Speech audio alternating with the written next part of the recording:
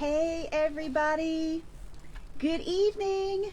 It is Sunday, and what that means for us, it is time for What's for Dinner at Dudash Farms.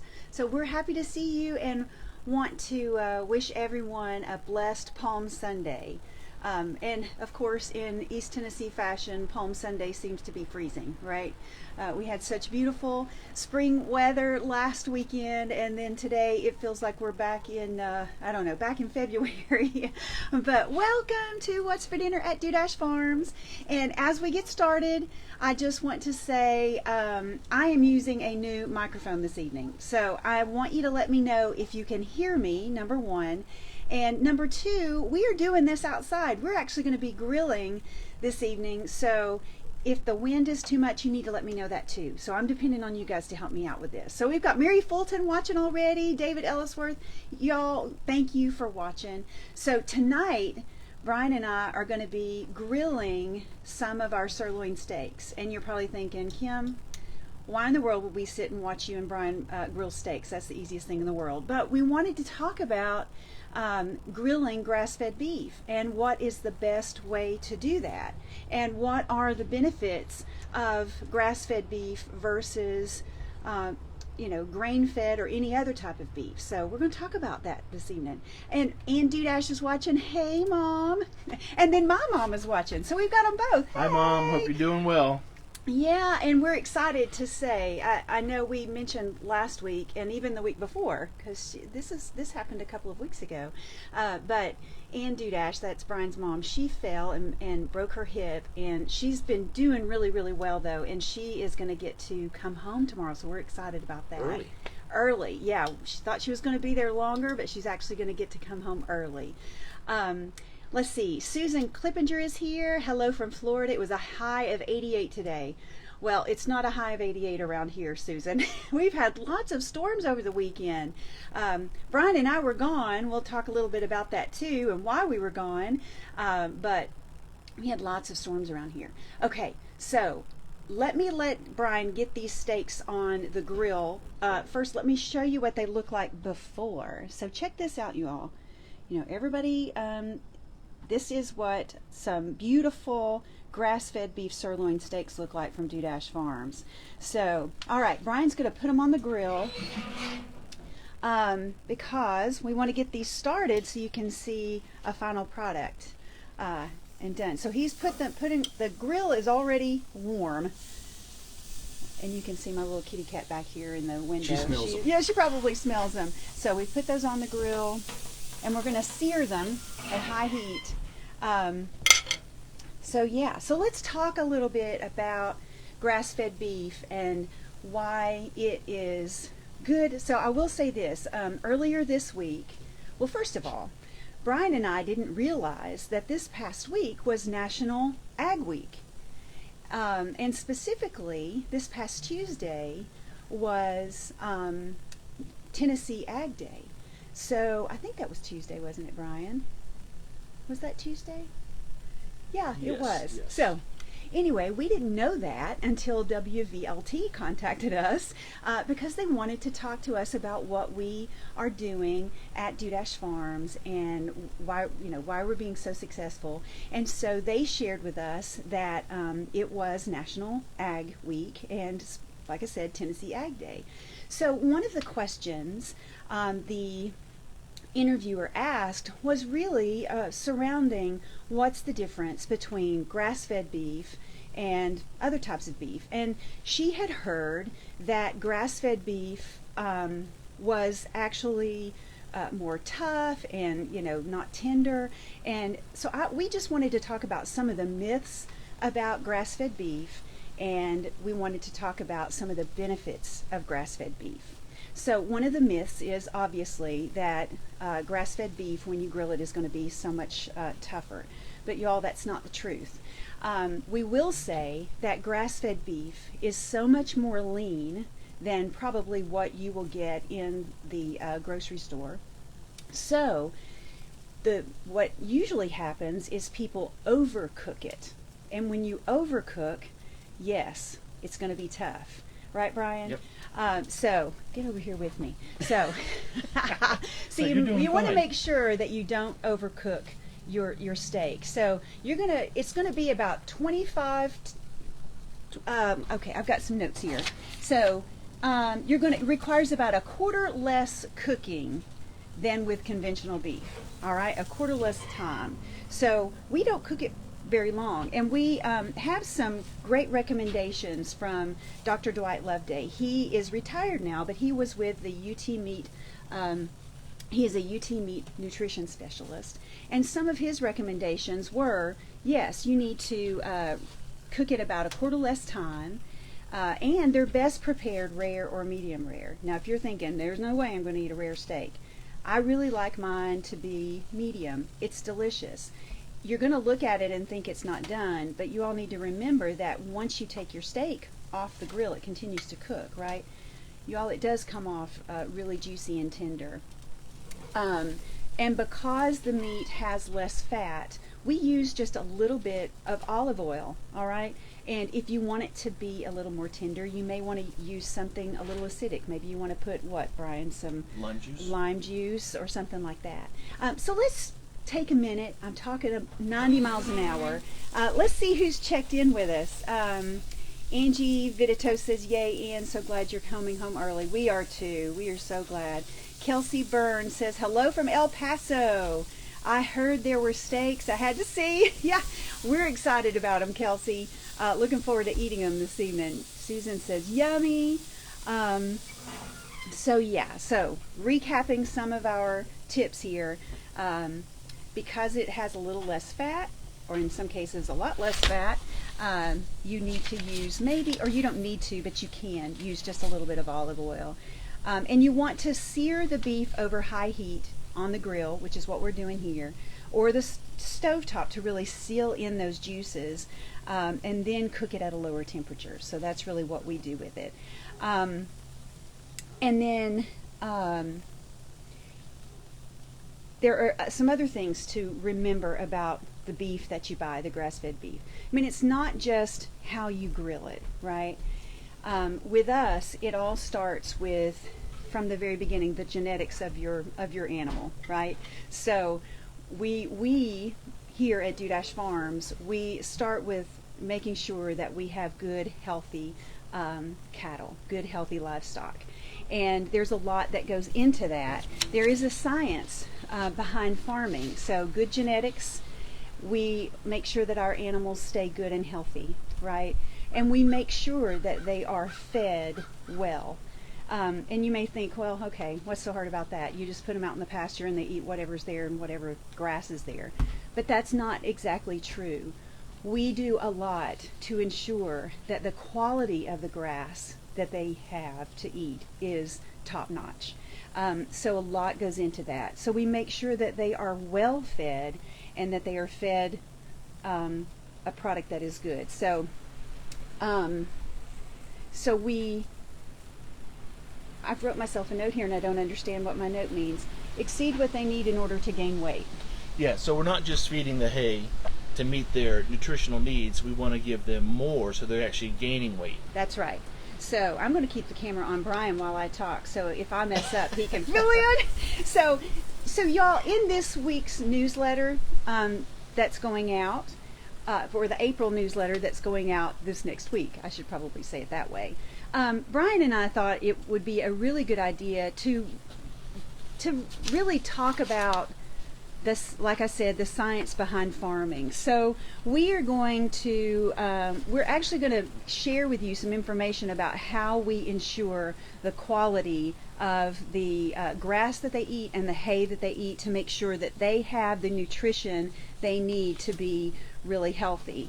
And we're going to continue on with that with each newsletter, just to give you a little bit more information about how we ensure the quality of your meat and the quality of what our cows are eating, so as it's happening on the farm. So we hope that you will enjoy that little bit of information along with what we everything's flowing away, along with the recipes and all that stuff. So, and if you are, we've gotten a lot of new subscribers to the newsletter, and I'm really excited about that. And we hope you guys are enjoying it, and we would love your feedback about what you find in there. But if you haven't subscribed, you can either go to our website and subscribe to our newsletter there, or you can there's a pay, or I guess there's a newsletter option pinned at the top of our Dudash Farms Facebook page, so you can go there too. So let's see who else is watching. We've got some comments here. Kathy Leyendecker says, I love rare steak. Kathy, you know, it is good. It's very good, and you don't ever want to overcook your steak. If it looks like leather, it's going to taste like leather. So, you know, you don't want to overcook it. Part of the science is a good hay rake, man. That's from Angie Minito. Yes, Kathy, you do need to subscribe. And it will be going out this next week. We would love for you to do that. And let's see. Let me check out my notes here. Also, we don't do, you know, people say, oh, okay, I need to know exactly how you season your steaks to make it taste good. I want to tell you that the steak tastes good, and you don't have to do a whole lot of seasoning. We literally, let me show you what this looks like so far. He lifted the lid. Look, they're looking so yummy and good. And look how thick those are. Thick and juicy. And we're going to have some green beans with that, and some steamed red potatoes. So good old hearty, healthy southern meal, right, Brian? Meat and taters, right? Fat is flavor. That's right, Donna. Fat is flavor. But you don't want to have so much fat on your. How many of you have gotten a steak from a restaurant or from the grocery store, and you've cut into it, and you have about this much steak, and the rest of it is fat? Just saying. Just saying. So it doesn't, our steaks do not need a lot of seasoning. We season it with, I started to say this a minute ago, salt, pepper, garlic. Right, Brian? Yep. That was it. That was it. Let's see. Anything you want to add to all that I was saying, Brian? You did excellent. I did excellent? How about the beautiful trees and I know. yearlings over there eating some hay? That's true. Look here, gang. We've got, well, first of all, I know it's cloudy out, but this is my favorite type of sky because, you know, it's just beautiful. And I don't know if you can see them over there, but we have some cows eating some hay over there. They're all gathering together for dinner. So those are some of our yearlings. They were born last year. And so they, yeah, we've got a bunch of them. And we've got our mama cows and their new little babies on the other side of the farm here. How's Einstein doing? Donna, he's doing so good. For those of you who don't know, little Einstein, we had twins this year for the first time, and we named one of them Einstein because he couldn't quite get the gist of how to nurse, and we were a little bit worried about him. So anyway, we were bottle feeding Einstein, and we had to bottle feed him for about a month, and he and Mama and his brother are doing great, and she's actually able to nurse both of them, which I hear is a little bit unusual. Normally a mama will take up with one, the healthier one or the bigger one, and will kind of leave the smaller one, you know, to fend for itself. But this mama is, she's probably our best little mama, and she's taking care of him, and they're all doing really well. So thank you for asking. Your yard looks good. Thank you, Angie. We've been working hard on our yard. We really have. So while we're waiting for our steak, and y'all, it's smelling great, let me tell you what's coming up for us. So we, I think we mentioned last week that we are going to be going to a second market. We always go to the Dandridge Farmers Market, and we will still be there this year on Saturdays. But on Tuesdays this year, we will be at the Ebenezer Road Farm Market in Knoxville.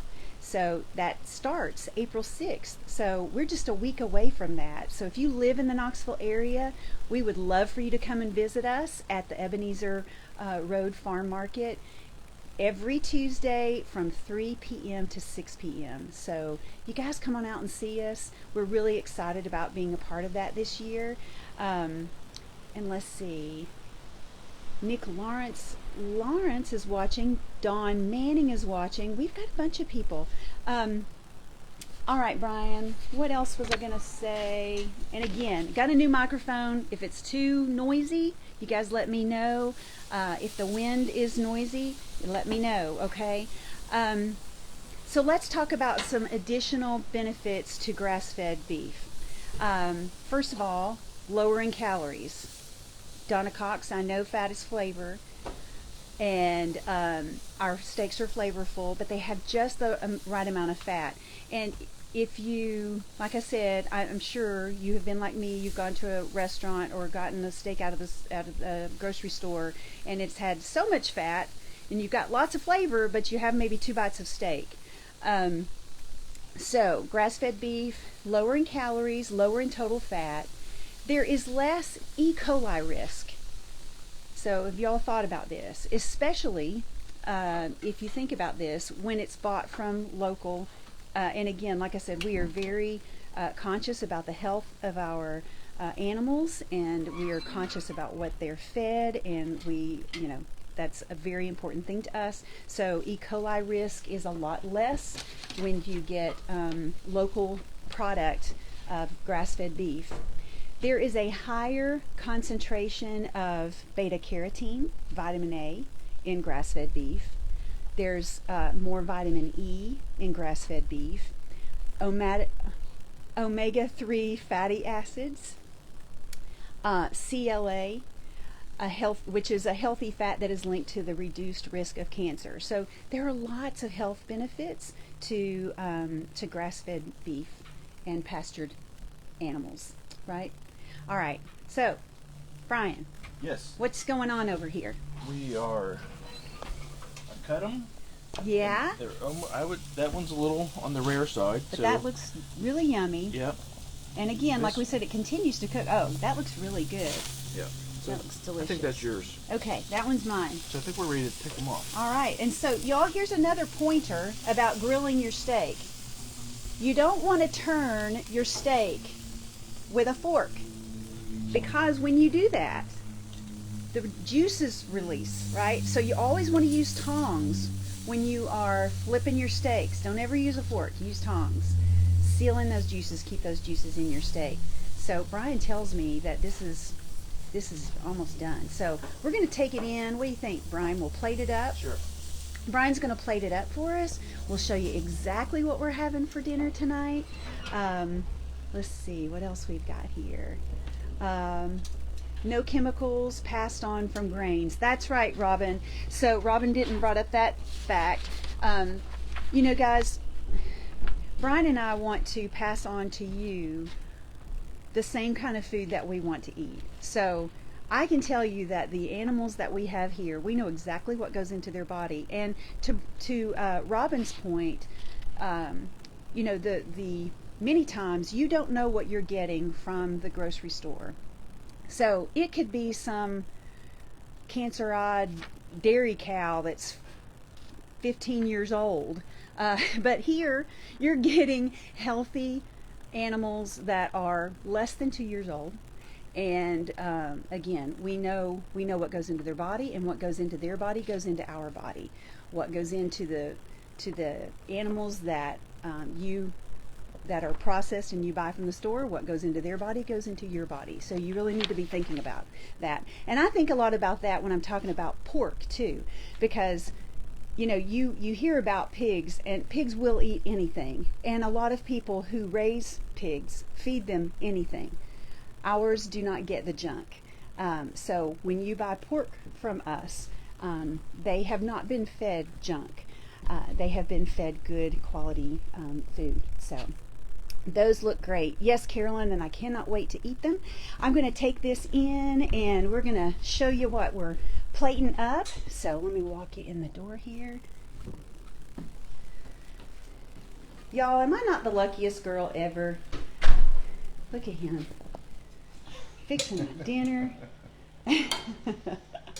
Looks good. So again, what we're having with this are some green beans, and we canned From the these. garden, Yeah, yeah. we canned these beans last year, or from last summer. So we're having green beans that we grew in our garden, and then Brian's plating up. Oh, and while Brian's plating up, we got some important stuff to talk about here. So, y'all, over the weekend, Brian and I were in St. Louis, Missouri, because his beautiful daughter Christina got married this weekend to, I can't think of a better guy. You couldn't handpick someone more perfect. So we want to just give a shout out to Christina and Brandon Epperson, Mr. and Mrs. Brandon Epperson, and say congratulations, and we are so proud of you guys. So that's what Brian and I got to do this weekend, and it was an amazing weekend, and we had so much fun spending time with them and just getting to see some things in St. Louis. So it was a great, great weekend. And we're happy to be home. We actually got home about 4:30 this afternoon after a full day of driving. So if we both look a little beat, that's why. But we were not going to miss what's for dinner at Dudash Farms. So how does it taste? Brian's over here tasting. So let's see what we got here. It's good. Is it good? Y'all see that big grin on his face? I think he's ready. So see how tender that is when he cuts it? And Donna Cox, see all that meat? See all that? It looks really good. All right. Brian, was there anything else we were going to talk about? I think you did a great job. Oh, my mouth has gone at 90 miles an hour. Thank you, Robin Denton. She says congratulations. So, all right. Y'all, we are... Did you see that? We're going to go. We're going to eat some steak, and look in the background. See that fire in the fireplace? We're going to enjoy that.